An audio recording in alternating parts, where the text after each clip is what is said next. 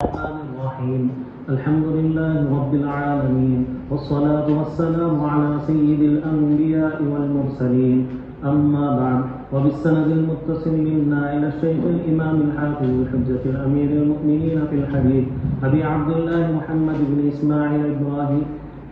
إسماعيل بن إبراهيم البخاري رحمه الله تعالى أنه قال: كتاب العلم. بسم الله الرحمن الرحيم. باب فضل العلم وقول الله عز وجل: يرفع الله الذين آمنوا منكم والذين أوتوا العلم درجات والله بما تعملون خبير، وقوله: رب زدني علما. بسم اللہ الرحمن الرحیم. الحمد للہ رب العالمین والصلاة والسلام علی اشرف الانبیاء وسید المرسلین. اما بعد. کتاب العلم. امام بخاری رحمۃ اللہ علیہ نے پہلے کتاب الوحی اور پھر اس کے بعد کتاب الایمان کے بعد کتاب العلم قائم کیا. کتاب الایمان کو مقدم اس لیے کیا کہ ایمان اصل ہے، لہذا ایمان کا بیان پہلے کر دیا.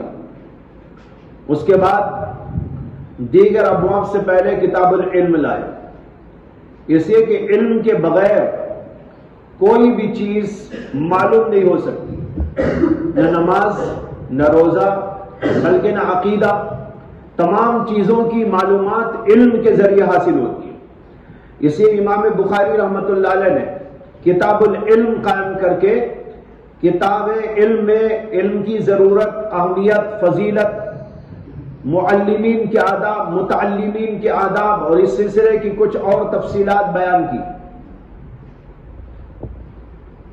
یہ بتانے کے لیے کہ علم کے بغیر دین کی گاڑی چل نہیں سکتی. اس لیے جو آدمی بھی دین پر چلنا چاہتا ہو اس کو سب سے پہلے علم حاصل کرنا ہوگا.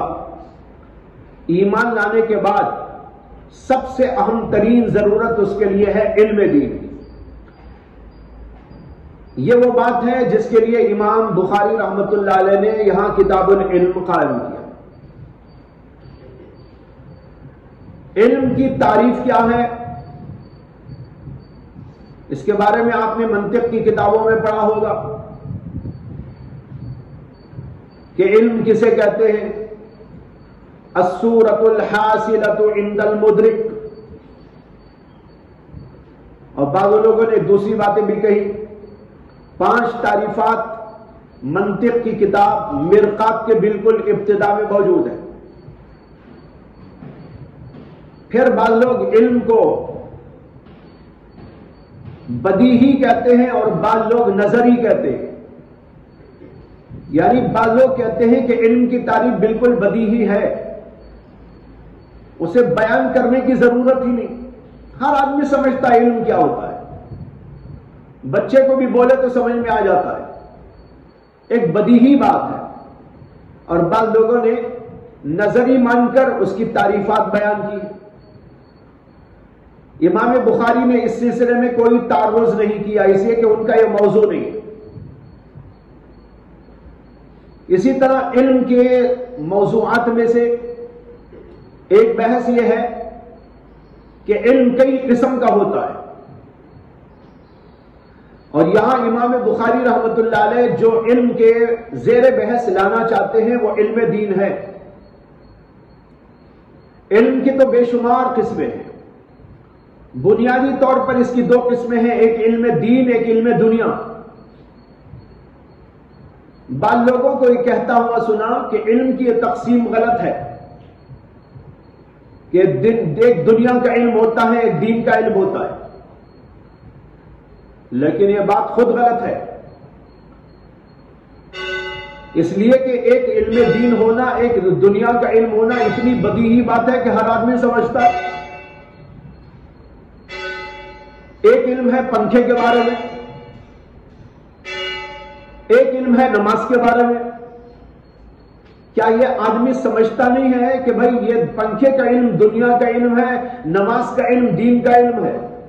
ہر آدمی سمجھ سکتا ہے.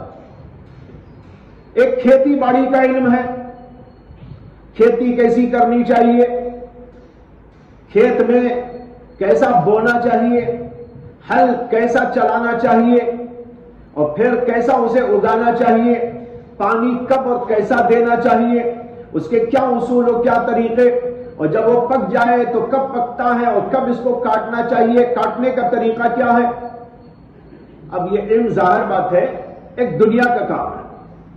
उसके बजाय नमाज कैसी पढ़नी चाहिए, नमाज में कितनी रकतें हैं, नमाज कब कब पढ़ी जाती है, और ये कि नमाज पढ़ने का तरीका क्या है, उसमें क्या पढ़ा जाता है, ज़कात कब है, किस पर है, क्यों कर है, किन लोगों को ज़कात दी जाती है, कितना माल ज़कात में दिया जाता है, हज कब फर्ज होता है, किस पर फर्ज होता है, हज पे कैसा जाना है, हज में क्या करना है।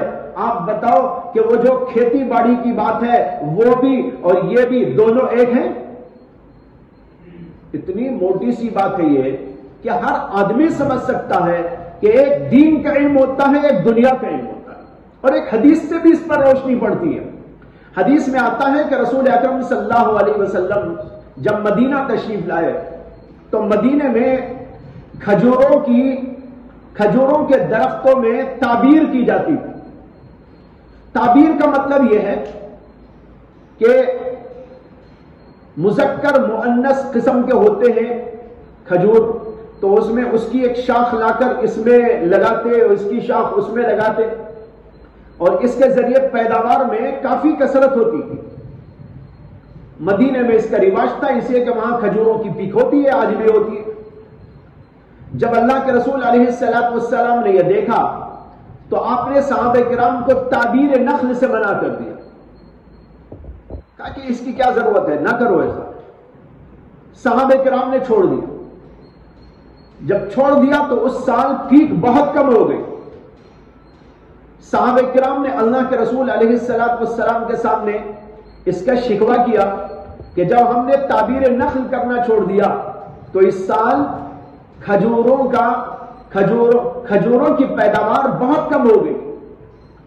तो अल्लाह के रसूल अलैहिस्सलातु वस्सलाम ने फरमाया, इन्नमा अना बशर उसीबु व उख्ती, अरे भाई एक मैं बशर हूं और कभी ठीक बोल देता हूं, कभी मुझसे भी खता हो जाती है, यानी दुनियावी मामलात में।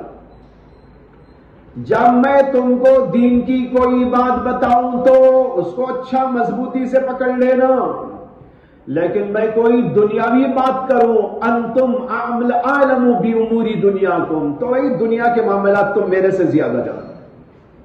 अब देखो यहां लफ्ज आ रहा है, अंतुम आलमु बी उमूरी दुनियाकुम, तुम्हारी दुनिया के मामलात का इल्म तुमको ज्यादा है।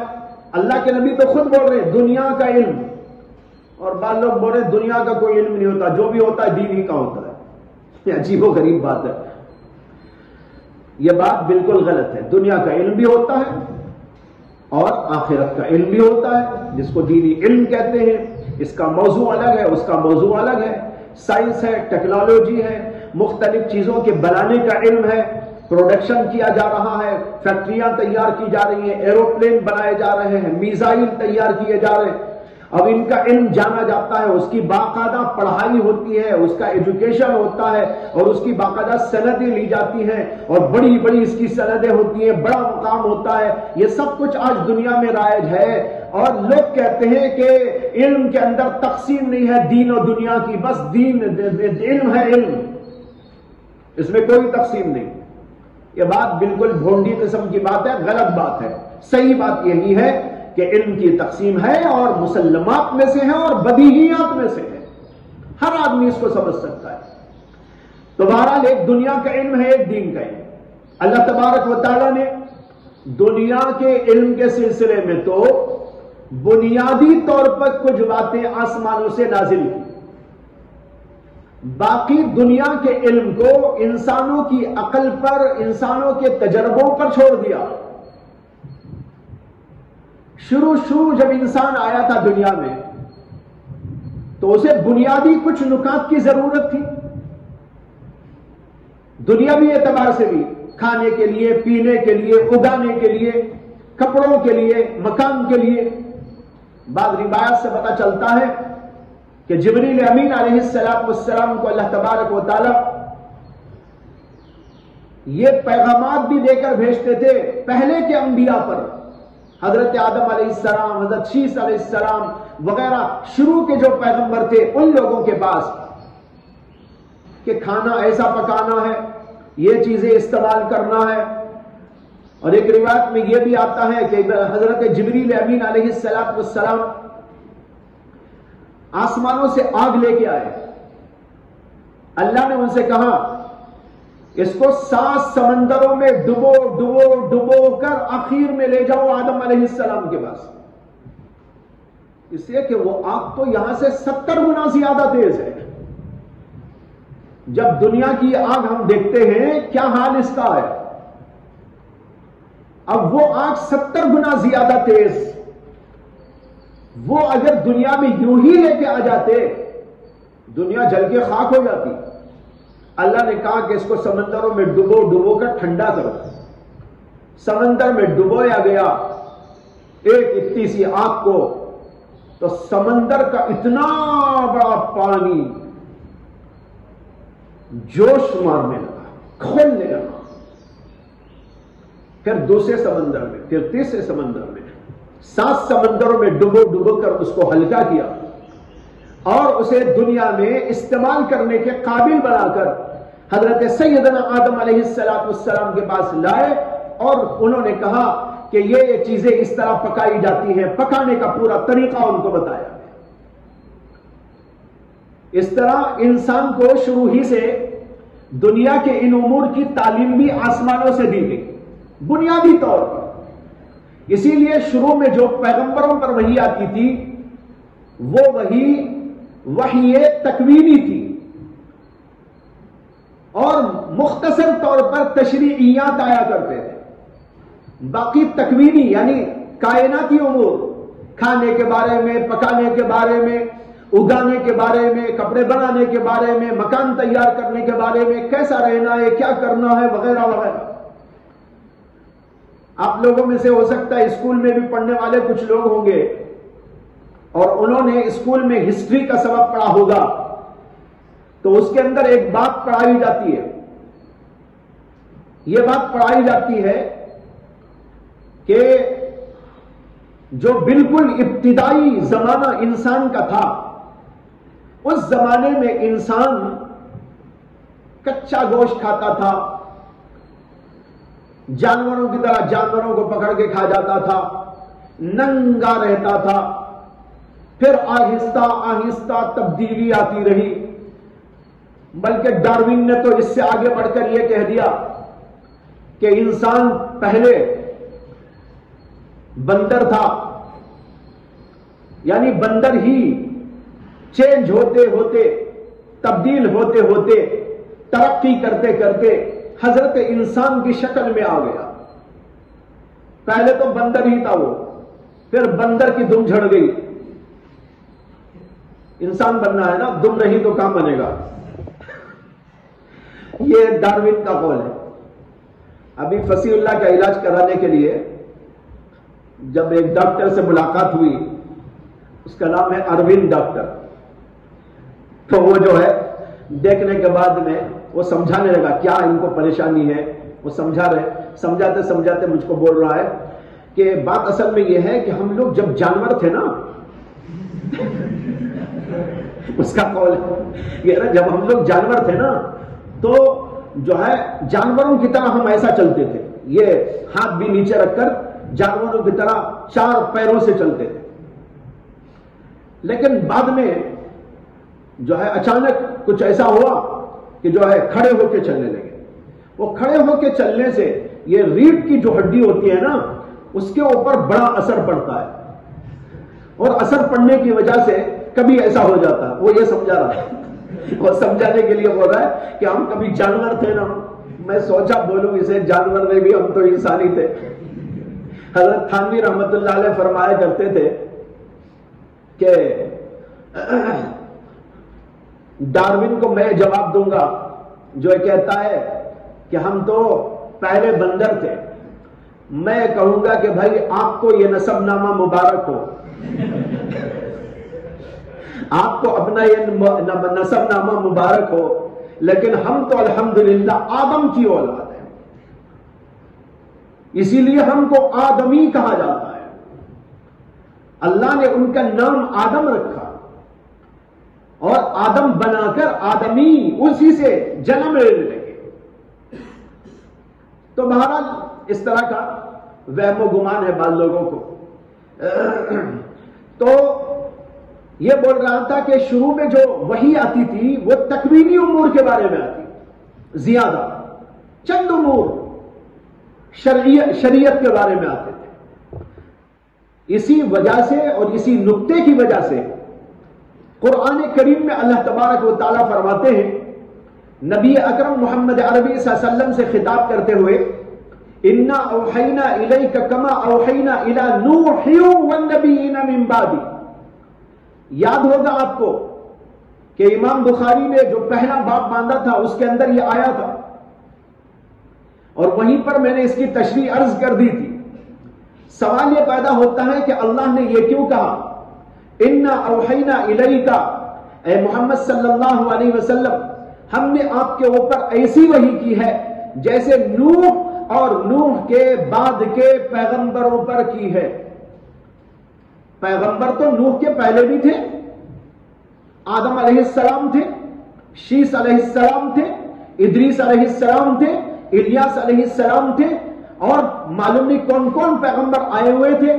تو اس زمانے میں بھی پیغمبر گزرے. تو یہ اللہ نے کیوں کہا کہ نوح کی طرف جیسی وحی ہم نے کی آپ پر ہم نے ایسی وحی نازل کی.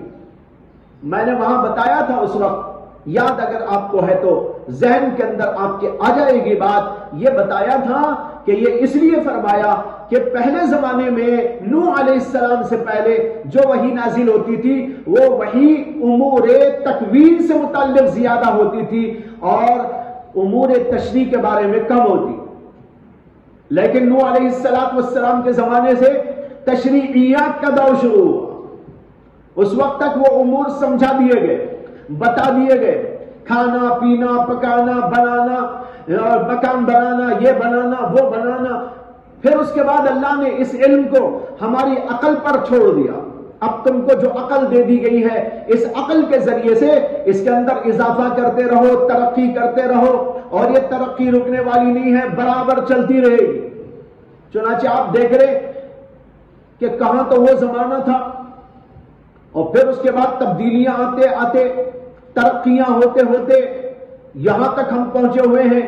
آج مکانات ایسے, یہ پنکھے, یہ مختلف قسم کی ضروریات کی چیزیں, کھانے پکانے کی بھی نئی نئی انداز کی چیزیں, یہ سب کچھ جو ہو رہا ہے یہ اس علم کو اللہ نے جو ہماری عقلوں پہ چھوڑ دیا اس کے ذریعے ترقی کرتے جا رہے ہیں. اسی لیے اس میں غلطیاں بھی ہوتی ہیں. ایک سائنسدان ایک بولتا ہے, دوسرا سائنسدان ایک بولتا ہے. ڈارون نے اپنی عقل سے یہ سمجھ لیا تھا کہ انسان بندر ہے, لیکن بعد کے آنے والے لوگوں نے اس کی تردید کی اور انہوں نے بتایا کہ یہ غلط ہے, انسان تو بہرحال انسان بنا ہے. آج یہ نظریات ڈارون کا باطل ہو چکا ہے اور آج اس کے خلاف سینکڑوں کتابیں دنیا میں موجود ہیں. اسی طرح اور بھی بہت سارے نظریات اس علم کے ذریعے, عقل کے ذریعے لوگ بناتے رہتے ہیں. صحیح بھی ہوتے ہیں, غلط بھی ہوتے ہیں, اور بہت سارے صحیح ہوتے ہیں, ترقی کرتے چلے جاتے ہیں. اللہ نے اس علم کو, دنیا کی تعلیم کو ہماری عقل, ہمارے تجربے پہ چھوڑ دیا. لیکن ایک ہے دوسرا علم جس کا نام ہے علم دین. علم دین کو اللہ نے آسمانوں سے نازل کیا ہے, پیغمبروں کے ذریعے نازل کیا گیا ہے. اس میں کوئی چیز ہم اپنی طرف سے بڑھا لے گھٹا لے اس کی ہم کو اجازت نہیں دی گئی ہے, اس لیے کہ وہ علم تو ایسی ضرورت کی چیز ہے کہ اس کے اندر خطا ہو جائے ایمان خطرے میں پڑ جائے. اس لیے اللہ نے اس علم کو پیغمبروں پر نازل کیا. پہلے پیغمبروں کو تربیت دی اور ان کے ذہن کو, ان کی فکر کو, ان کے دل کو بنا کر, سوار کر اس علم کا حامل بنایا, اور پھر اس کے بعد حضرات ملائکہ کے ذریعے اس کو نازل فرمایا گیا. ان کے قلب اتھر پر یہ کتابوں کو لکھ کر پیغمبروں پر اس کو نازل فرمایا گیا, اور پھر وہ علم آگے بھی نیک نیک نیک لوگوں میں چلتا رہتا ہے. یہ اللہ کا اصول ہے, طریقہ ہے. یہاں پر ایک نقطہ اور عرض کر دیتا ہوں. اللہ نے انسان کو دو چیزوں سے بنایا, ایک ہمارا جسم ہے, ایک ہماری روح. جسم اللہ نے مٹی سے بنایا, روح اللہ نے آسمانوں سے بھیجی، وَنَفَخْتُ فِيهِ مِن رُوحِي۔ جب جسم اللہ نے مٹی سے بنایا تو اس جسم کی بقا و تحفظ کے تمام سامان بھی مٹی سے متعلق کر دیے۔ کھانا کہاں سے آتا ہے؟ آسمان سے کہ مٹی سے؟ کھیت ہوتے ہیں، کھیتوں سے اگتا ہے، آسمان سے بارش ہوتی ہے، لیکن وہ بارش بھی ڈائریکٹ کوئی نہیں پیتا، وہ بھی آنے کے بعد زمین میں چلا جاتا ہے، پھر کبھی بور کے ذریعے اور کبھی چشموں کے ذریعے اور کبھی تالابوں کے ذریعے اور کبھی کنووں کے ذریعے زمین ہی کے واسطے سے اس کو لیا جاتا ہے۔ تو دیکھو اللہ نے انسان کے جسم کو مٹی سے بنایا تو اس کے جسم کے تحفظ اور بقا اور اس کی ضروریات کا تمام سامان بھی مٹی سے متعلق کر دیا۔ انسان کھاتا پیتا ہے، جو مٹی سے اٹھ کر چیزیں آتی ہیں، پانی بھی نیچے سے نکال کر پیتا رہتا ہے، اسی طریقے پر وہ رہتا سہتا ہے تو زمین پر رہتا سہتا ہے، مکانات بناتا ہے مٹی کے مکانات، اور اسی طریقے پر مٹی سے متعلق چیزوں کے مکانات بنا کے رہتا سہتا رہتا ہے۔ اس طریقے پر اس کے جسم کے لیے جتنی چیزیں ہوتی ہیں وہ سب کے سب زمین سے متعلق کر دی گئی، لیکن روح وہ بہت اہم چیز تھی، بلکہ وہی اصل ہے۔ ہمارا جسم روح کے لیے ایک سواری ہے، اس سواری کا سوار روح ہے، وہ سب سے زیادہ اہم۔ ہماری آنکھیں جو دیکھتی ہیں، زبان بولتی ہے، ناک سونگتی ہے، کان سنتے ہیں، ہاتھ پیر حرکت کرتے اور کام دھام کرتے ہیں، اسی طرح یہ ہمارا دماغ چلتا ہے۔ یہ ساری کے ساری چیزیں روح کی وجہ سے کام کرتی ہیں۔ اگر روح نہ ہو پھر آنکھ دیکھے گی، کان سنیں گے، ہاتھ پیر کام کریں گے، ظاہر بات ہے روح نکل جائے گی تو سب موجود ہے لیکن پھر بھی کوئی کام نہیں کر رہا ہے۔ جیسے آپ نے لطیفہ سنا ہو کہ ایک جگہ ایک آدمی کا انتقال ہو گیا، اب اس کو ہلا رہے، اٹھانے کی کوشش کر رہے، متوجہ کر رہے، لیکن نہ ہلتا ہے، نہ بولتا ہے، نہ دیکھتا ہے، نہ سنتا ہے۔ گھر والے پریشان ہوئے، ڈاکٹر کو بلا کے لائے اور ڈاکٹر سے کہا کہ ڈاکٹر صاحب سب ٹھیک ہے، یہ بولتا کیوں نہیں ہے، یہ سنتا کیوں نہیں ہے، ہم اٹھا رہے اٹھتا نہیں ہے، کچھ نہیں کرتا ہے، ذرا دیکھیے کیا ہو گیا اس کو۔ ڈاکٹر نے اس کو دیکھا، اپنے ہاتھ سے بھی دیکھا، اپنے اوزار سے بھی دیکھا، دیکھنے کے بعد کہا نہیں بھائی یہ تو سب ٹھیک ہے، بالکل کچھ نہیں ہوا اسے، آنکھیں ٹھیک ہیں، کان بھی ٹھیک ہے، زبان بھی ٹھیک ہے، ہاتھ پیر بھی بالکل ٹھیک ہے، سب ٹھیک ہے، ایک ذرا سی بات ہو گئی ہے، وہ یہ ہے کہ روح نکل گئی۔ ایک ذرا سی بات ہو گئی ہے، وہ یہ ہے کہ روح نکل گئی ہے۔ اب بتاؤ کہ وہ ذرا سی جو بات ہوئی وہ کتنی بڑی بات ہے؟ وہ اتنی بڑی بات ہے کہ اس کی وجہ سے انسان ختم ہو گیا۔ اب آنکھیں سامنے ہیں، دیکھنے کی طاقت نہیں، کان موجود ہے، سن نہیں سکتے، ناک موجود ہے، سن نہیں سکتی، اسی طرح تمام اعضاء موجود ہیں لیکن کوئی عضو کام نہیں کرتا، اس لیے کہ روح نکل گئی۔ معلوم ہوا کہ روح اصل ہے، یہ اس کی سواری ہے۔ جب یہ بات معلوم ہوئی تو اب سمجھیے کہ اللہ نے ہمارے جسم کے بقا کے لیے، تحفظ کے لیے اور جو ہے اس کی دلچسپیوں کو برقرار رکھنے کے لیے، ان سب چیزوں کے لیے بہت ساری چیزیں دنیا میں بنا کر ایک نظام مٹی سے متعلق کر کے ہم کو دے دیا، کھانے کا، پینے کا، رہائش کا، کپڑوں کا، لتوں کا، اس کا اور اس کا۔ تو پھر سوال یہ ہے کہ اللہ نے روح کے لیے کیا بنایا؟ روح تو سب سے اہم ہے، اس کے برقرار رکھنے کے لیے اس کو غذا کیا، اس کی دوا کیا، اس کی تزئین کیا، اس کی تحسین کیا، اس کی زیب و زینت کیا، اس کی خوشنودیاں کیا، اس کے اندر کمالات کیا، اس کے اندر خوبیاں کیا، اس کے لیے اللہ نے کیا رکھا، اس کا سامان اللہ نے کہاں بنایا، کیا بنایا۔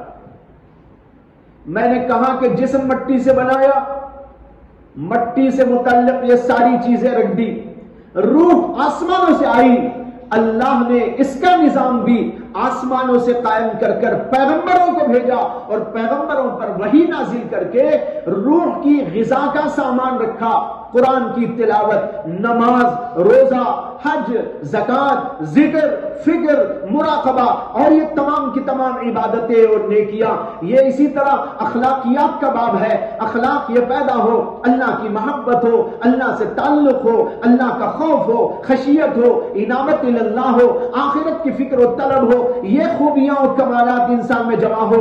یہ ہے ہماری روح کے لیے غذا بھی، دوا بھی، ضرورت کی چیزیں اور اس کی زیب و زینت اور اس کے اندر کے کمالات اور اس کے اندر کی خوبیاں، یہ سب چیزیں جب انسان کی روح کو ملتی ہے، انسان کی روح تر و تازہ رہتی ہے اور انسان کی روح چمکتی دمکتی رہتی ہے اور اس کے اندر حسن و خوبصورتی کا بقا ہوتا ہے، وہ تر و تازگی اپنے اندر محسوس کرتی ہے۔ اگر اس کو نماز نہ ملے، روزہ نہ ملے، تلاوت نہ ملے، ذکر نہ ملے، اللہ کی طرف رجوع نہ ملے، اللہ سے تعلق نہ ملے، اللہ کی محبت نہ ملے، خوف آخرت نہ ملے، اللہ کا خوف نہ ملے، خشیت و تقوی نہ ملے، انابت اور خشوع نہ ملے، تو سمجھو کہ وہ روح مردہ ہو چکی ہے۔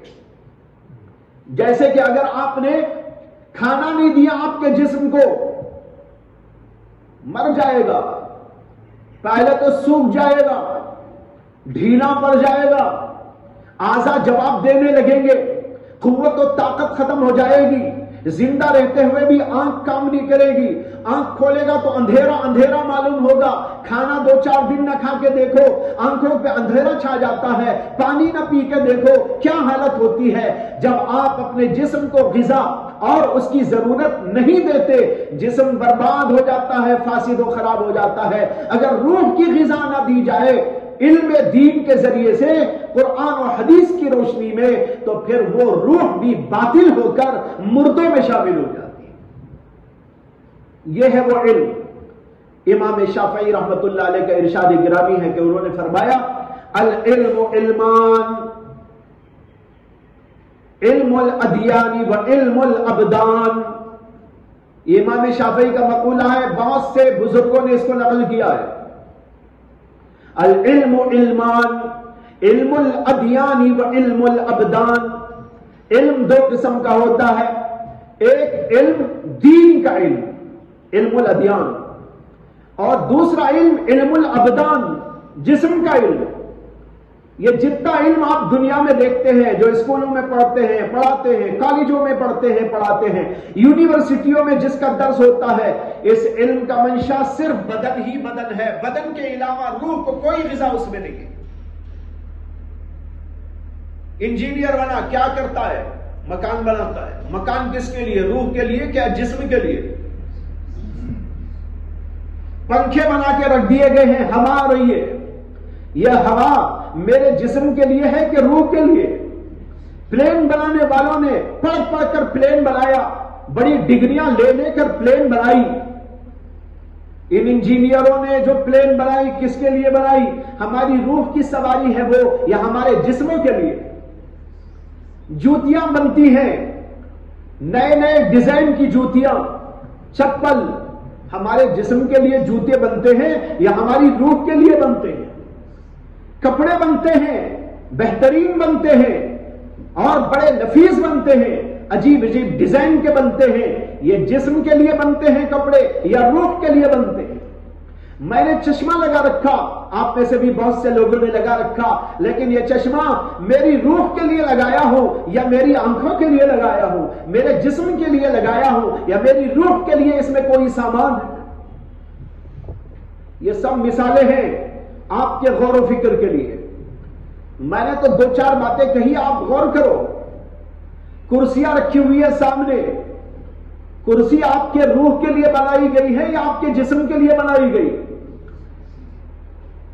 یہ ٹیبل آپ نے سامنے رکھا ہے، یہ آپ نے اپنے روح کے لیے رکھا ہے یا آپ کے جسم کی سہولت کے لیے رکھا ہے؟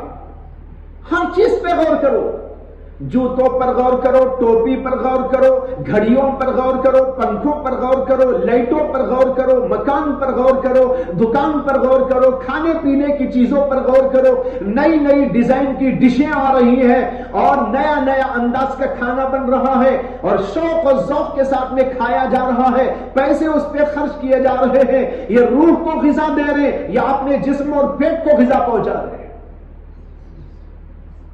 بے شمار مثالیں آپ کو ملے گی۔ معلوم ہوا کہ تمام دنیا میں جو کچھ علم ہے، اسکولوں کا، کالجوں کا، یونیورسٹیوں کا، جامعات کا، یہ سارے کا سارا علم، اس کی تان ٹوٹتی ہے تو جسم پر ٹوٹ جاتی ہے۔ اس کو امام شافعی نے کہا العلم علمان، علم الابدان و علم الادیان۔ یہ علم الابدان ہے جو دنیا میں آپ کو نظر آ رہا ہے، لیکن علم الادیان وہ روح کے لیے ہے، یہ جسم کے لیے ہے، وہ روح کے لیے ہے، وہ روح کے لیے پیغمبروں کے ذریعے اللہ نے بھیجا، لیکن اس میں ہماری عقل کو کچھ دخل نہیں۔ ہاں، سمجھنے کے لیے کام لے سکتے آپ، بنانے کے لیے، نئی چیز ایجاد کرنے کے لیے آپ اپنی عقل کو استعمال کر کے نیا علم دین کا بنا لیں، یہ نہیں ہو سکتا۔ دنیا کے علم میں تو ہوتا ہے، چنانچہ دنیا میں روزانہ نئے نئے علوم کو ترقی ہو رہی ہے، نئے نئے علوم ایجاد کیے جا رہے ہیں، نئی نئی انداز کی چیزیں آ رہی ہیں، انکشافات ہو رہے ہیں، تحقیقات ہو رہی ہے، وہ تو اللہ نے دنیا والوں کے حوالے کر دیا، لیکن علم دین کو کسی کے حوالے نہیں کیا، پیغمبروں پر نازل کیا، پیغمبروں کے ذریعے آیا اور علماء کو پہنچایا گیا، علماء پھر علماء کو پہنچاتے ہیں۔ اس طریقے پر یہ سلسلہ قیامت تک چلتا رہے گا۔ اس میں کوئی اپنی عقل جتا کر نئی بات پیدا کر لے، وہ بدعت ہے، گمراہی ہے۔ ہاں، کیا کام ہے عقل کا یہاں؟ عقل کا کام علم دین میں یہ ہے کہ اس کو سمجھنے کے لیے استعمال کرو، اس کے اسرار و رموز معلوم کرنے کے لیے استعمال کرو، اس کے حقائق تک پہنچنے کے لیے عقل کو استعمال کرو اور بہتر سے بہتر انداز سے اس کی تشریح کرو، اس کی تفہیم کرو، اس کی دعوت دو، لوگوں تک پہنچاؤ، اور عقل کے ذریعے اس علم کو ہم دنیا کے کونوں کونوں تک، لوگوں تک کیسے پہنچائے، گھر گھر تک کیسے پہنچائے، اس کے لیے تدبیریں سوچو اور اس علم کو پہنچاؤ تو سمجھو، اور پھر اس کو دوسروں تک پہنچانے کے لیے اپنی عقلوں کو استعمال کرو۔ اللہ نے اس کے لیے دیا ہے۔ اب معلوم ہو گیا کہ یہ ہے وہ علم۔ یہاں پر کون سا علم مراد ہے؟ علم الادیان مراد ہے، علم دین۔ علم دنیا یہاں مراد نہیں ہے، وہ اللہ نے چھوڑ دیا ہے، کرتے رہو۔ کوئی ڈارون پیدا ہوگا تو کوئی ڈارون کا اینٹی بھی پیدا ہو جائے گا اور اس کے خلاف بیان دیتا رہے گا، یہ تو دنیا میں چلتا رہے گا۔ لیکن بھائی، پیغمبروں میں کبھی ایسا نہیں ہوا کہ ایک پیغمبر نے ایک علم لایا ہو، باقی کے پیغمبر نے آ کے کہہ دیا ہو نہیں، وہ پیغمبر جو لائے تھے وہ ٹھیک نہیں تھا، میں صحیح لایا ہوں۔ ہوا ایسا کبھی؟ ہو ہی نہیں سکتا، اس لیے کہ یہ علم تو ڈائریکٹ اللہ کی طرف سے آیا ہے اور اس کے اندر تمام پیغمبروں پر ایک ہی بات نازل کی گئی۔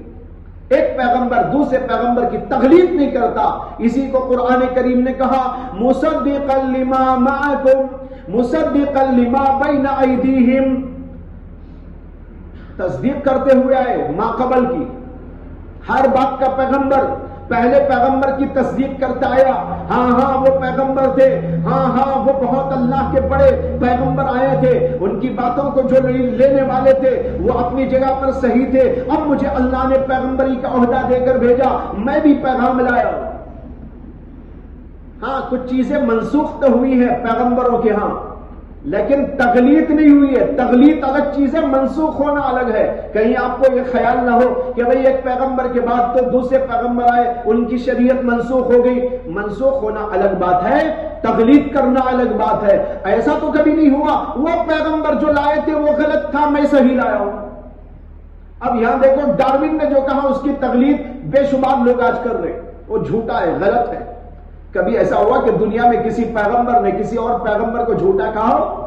کسی پیغمبر نے اپنے ماقبل کسی پیغمبر کو جھٹلایا ہو؟ ایسا نہیں ہو سکتا، اس لیے کہ سب ایک دوسرے کی تصدیق کرتے ہوئے آئے۔ یہ علم کے بارے میں کچھ اہم پہلو تھے، اور اس لیے میں نے آپ کے سامنے عرض کیا ہے کہ کبھی ان امور کے اوپر غور کرو۔ آپ کو اس سے ایک جو ہے علم کے بہت سے پہلو ملیں گے اور غور و فکر کرتے ہوئے بے شمار مثالیں آپ کو ملیں گی۔ یہاں پر ایک بات اور عرض کر دو، امام بخاری نے تو آگے باب قائم کیا ہے، باب فضل العلم، علم سے مراد علم دین، علم دین کی فضیلت کا بیان۔ علم دین کی فضیلت قرآن و حدیث میں تو آئی ہی ہے، لیکن میں ایک اور انداز سے عقلی طور پر علم دین کی فضیلت پیش کرتا ہوں۔ ابھی جو تقریر میں نے کی ہے اس سے آپ کو یہ بات معلوم ہوئی کہ جسم ہمارا سواری ہے، اس سواری میں جو سوار ہے وہ ہے روح۔ روح اصل ہے، جسم اس کے لیے سواری کی طرح ہے۔ یہ ایسا ہے جیسے کار اور کار کے اندر بیٹھا ہوا آدمی، کار تو ضرورت کے لیے آدمی استعمال کرتا ہے، وہ اس کے تابع ہے، اصل جو ہے وہ اندر بیٹھا ہوا آدمی ہے۔ یہ بات میں کہہ چکا ہوا۔ دنیا میں بہت سارے لوگ دنیاوی علوم کو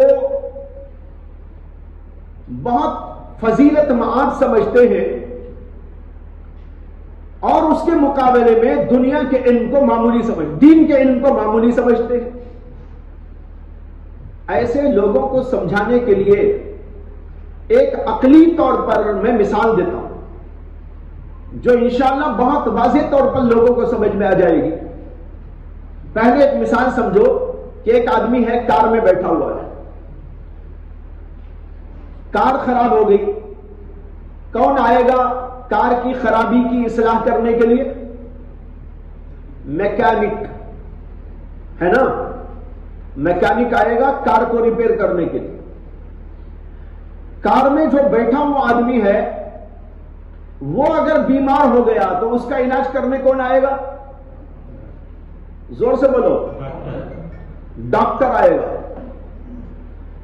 لوگوں سے پوچھو کار کا علاج کرنے والا جو ہے میکینک، اس کے پاس کا کار کی میکینکی کا علم یہ فضیلت مآب ہے، یا ڈاکٹر جو انسان کی تشخیص اور اس کے امراض کو دیکھ کر اس کا علاج کرنے والا ہے، اس کے پاس جو ڈاکٹری کا علم ہے وہ علم زیادہ ہے، بہتر؟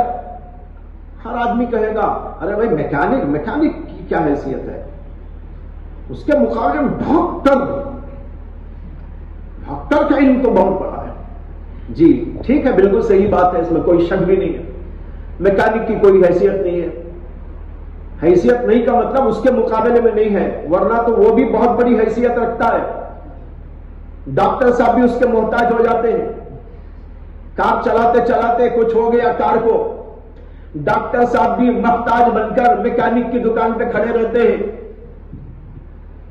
بڑے سے بڑا آدمی ہو اس کی بھی ضرورت پڑ جاتی ہے، بہرحال اس کی حیثیت ہے، لیکن ڈاکٹر کے مقابلے میں سمجھتے ہیں اس کی کوئی حیثیت نہیں۔ ٹھیک، اب سمجھانا یہ ہے ہمارے جسم کو بیماری آ جائے تو کون آتا ہے علاج کرنے؟ ڈاکٹر۔ ہماری روح کو بیماری آ جائے تو کون آتا ہے اصلاح کرنے؟ عالم اور علم دین کا ماہر۔ روح بیمار ہو جائے تو ڈاکٹر کچھ نہیں کر سکتا۔ کسی ڈاکٹر کو پوچھو جو دل کا ڈاکٹر ہو، میرے دل کے اندر غصے کی بیماری ہے، میرے دل کے اندر حسد کی بیماری ہے، میرے دل کے اندر کفر کی بیماری ہے، میرے دل کے اندر شرک کی بیماری ہے، میرے دل کے اندر حسد کی بیماری ہے، ذرا ڈاکٹر صاحب آپ تو ماشاءاللہ ڈاکٹر ہیں، دل کے ڈاکٹر، میرے دل کے ڈاکٹر دل کی اصلاح فرما دیجئے۔ اسے تو سمجھ میں نہیں آئے گا، وہ سوچے کیا بول رہے ہیں؟ آپ کو تو میں دیکھا ہے، کیا بھی تو نہیں ہے نا؟ اسے تو یہ الفاظ بھی سمجھ میں نہیں آئیں گے، علاج کیا کرے گا؟ تو بہرحال میں بول رہا ہوں کار ریپیئر کے موڈ میں آئی تو میکینک آتا ہے، اندر بیٹھا ہوا آدمی بیمار ہو جائے تو ڈاکٹر علاج کرنے آتا ہے۔ یہاں پر ہم کہتے ہیں سواری کا علاج کرنے والا میکینک کوئی حیثیت نہیں رکھتا، جو اندر بیٹھا ہوا آدمی وہ بیمار ہو جائے تو اس کا علاج کرنے والا جو ڈاکٹر آتا ہے وہ بہت بڑا فضیلت مآب ہے۔ اب ہم کہتے ہیں کہ جب ہمارا جسم بیمار ہو جاتا ہے تو ڈاکٹر صاحب علاج کرنے کے لیے آتے ہیں، اور جب ہماری روح بیمار ہو جاتی ہے علماء اس کے علاج کرنے کے لیے آیا کرتے ہیں۔ اب بتاؤ ہمارے جسم کو علاج کرنے والا یعنی ہماری روح کی سواری کا علاج کرنے والا وہ ڈاکٹر افضل ہے، یا ہماری روح کا علاج کرنے والا جو عالم ہے وہ زیادہ فضیلت مند ہے؟ سمجھ میں آیا کہ نہیں آیا؟ بالکل واضح طور پر سمجھ میں آ جائے گا۔ یہ علم ہماری روح کا علاج کرنے والا ہے۔ ڈاکٹر تو جسم کا علاج کرے گا، ہڈیوں کا علاج کرے گا، اور نسوں کا علاج کرے گا، ہاتھ پیر کا علاج کرے گا، بالوں کا علاج کرے گا، چمڑے کا علاج کرے گا، دانتوں کا علاج کرے گا، پیٹ کا علاج کرے گا، معدے کا علاج کرے گا، یہ علاج کرنے والا۔ اور ایک وہ ہے جو ہمارے اندر کی روح کا علاج کرنے والا، یہ عالم دین ہوتا ہے، یہ شیخ المشائخ ہوتا ہے، یہ استاذ الاساتذہ ہوتا ہے، یہ قرآن و حدیث کا ماہر ہوتا ہے، یہ وہ ہوتا ہے جو مفسر ہوتا ہے، جو محدث ہوتا ہے، جو فقیہ ہوتا ہے، جو عظیم اس کا ماہر وہ آدمی آتا ہے۔ اس سے معلوم ہو گیا یہ علاج کرنے والا سارے علوم میں سب سے زیادہ بلند ہے۔ امام بخاری آگے فضیلت علم کا باب قائم کر رہے ہیں، وہ قرآن و حدیث کی روشنی میں ہے۔ یہ میں نے جو کچھ عرض کیا ہے یہ عقل کی روشنی میں ہے، عقلی طور پر بھی آپ اس طرح سمجھا سکتے ہیں۔ اللہ تبارک و تعالی مجھے اور آپ کو صحیح فہم اور سمجھ عطا کرے کہ ہم سمجھ سکیں اور دینی علم کی وقت و عظمت ہمارے قلوب کے اندر پیدا ہو جائے۔ وآخر دعوانا الحمدللہ رب العالمین۔